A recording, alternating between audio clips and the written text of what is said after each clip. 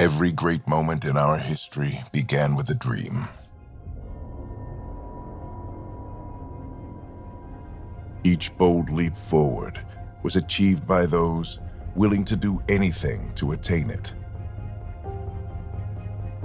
We are, all of us, leaving behind families, homes, the very birthplace of our species.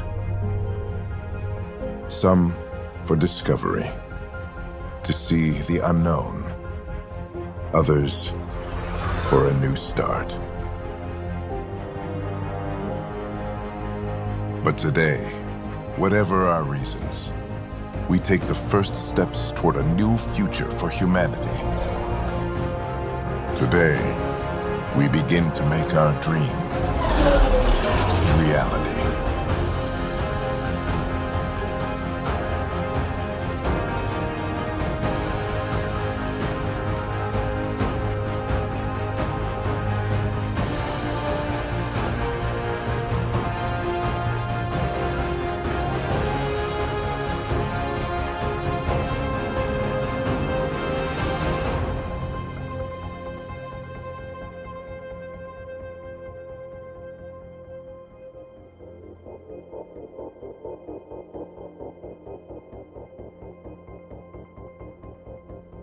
Mass Effect Andromeda is the fourth installment of the Mass Effect series.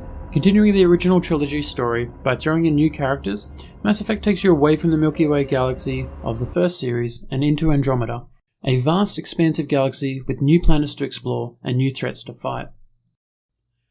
You play as either Sarah or Scott Ryder, as part of the pathfinding team to find habitable worlds and create a safe haven for colonists who travelled on the Arks.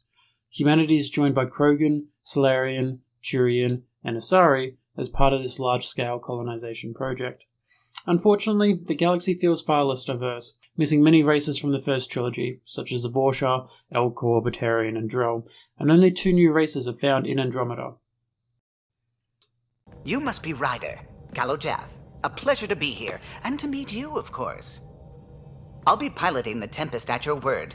Quite the ship, but it'll take a Pathfinder's guidance to see us through Helios.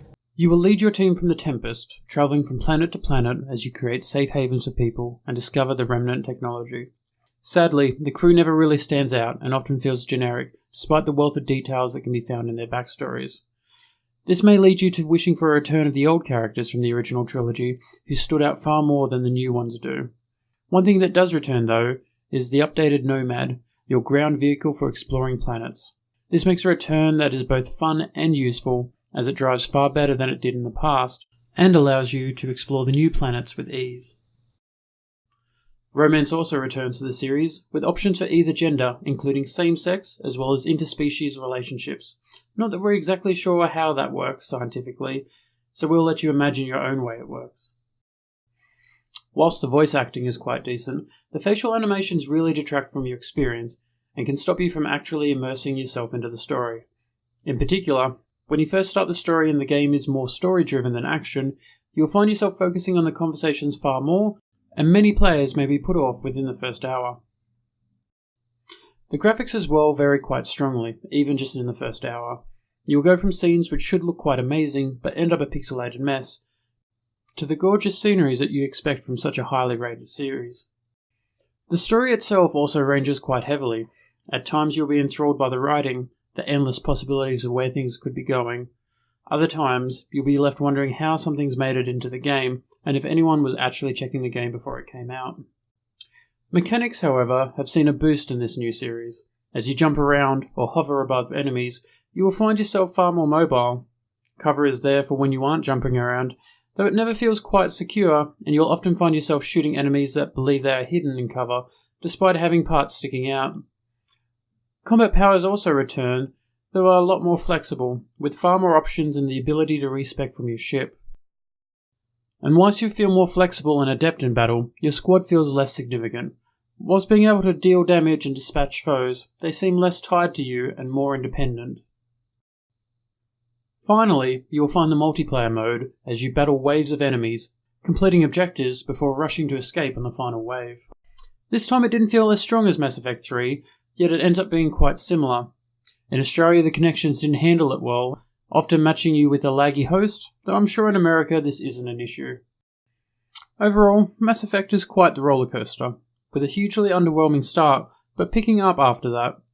We strongly recommend you get past the first hour or two and start exploring other planets before making your own decision. Unfortunately for us, the animations, and at times graphics, really put us off what has the foundations to be a very strong installment. This game feels more like an unfinished release than the polished title we expected, and sadly, we can only give this a 6 out of 10. Been waiting 600 years for this.